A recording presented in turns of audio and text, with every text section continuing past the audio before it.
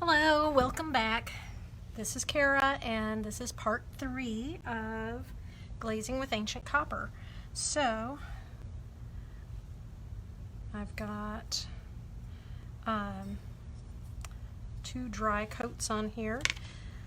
So, questions. I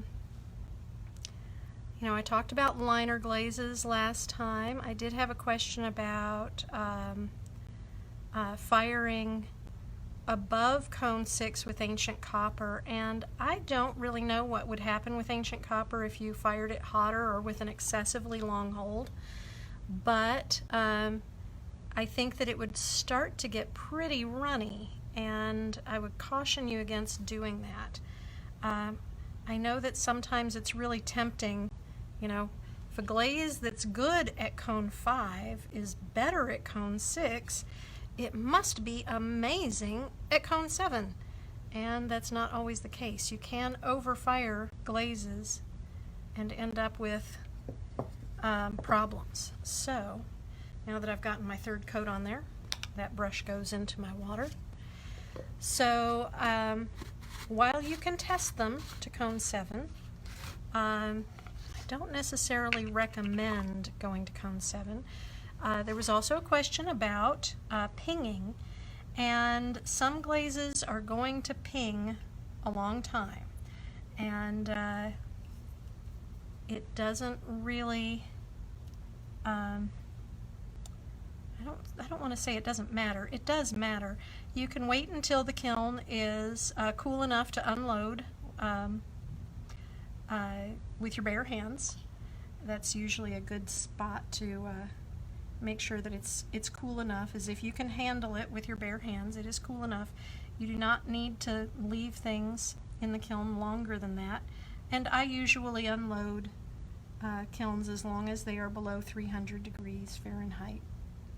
I don't like to unload things that are hotter than that, but sometimes it does happen. So, move that out of the way, because the thing I wanted to talk to you guys about now, the last little bit of something, is about batch codes, and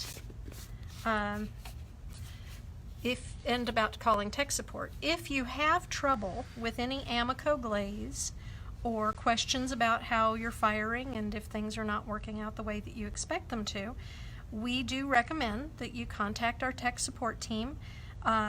We have 3 people on our tech support team who are experts with kilns, with wheels, and with glazes, and they are always happy to help you out. So if you're not knowing where to go to www.amaco.com, and go to the bottom of the page where it says Contact Us. Click on Contact Us, and the second section is Tech Support, and it will take you to a tech support form which you can fill out, and that goes directly to our tech support team, and it creates a ticket so that we can track the information that you gave us.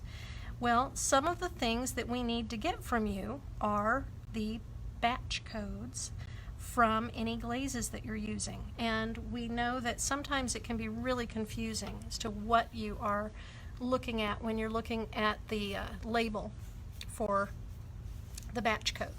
So this is not the batch code. This is the batch code. It is a 7-digit number, and we have changed how our batch code is printed. These numbers are just the barcode. That's not what you want to look at. So our old batch code was in large print right there. See that? So the first 2 numbers are the month that it was produced. The next 3 numbers are the batch number for the year, and the last 2 numbers are the year it was produced. So that tells us right away how old a glaze is, when it was produced, what time of year.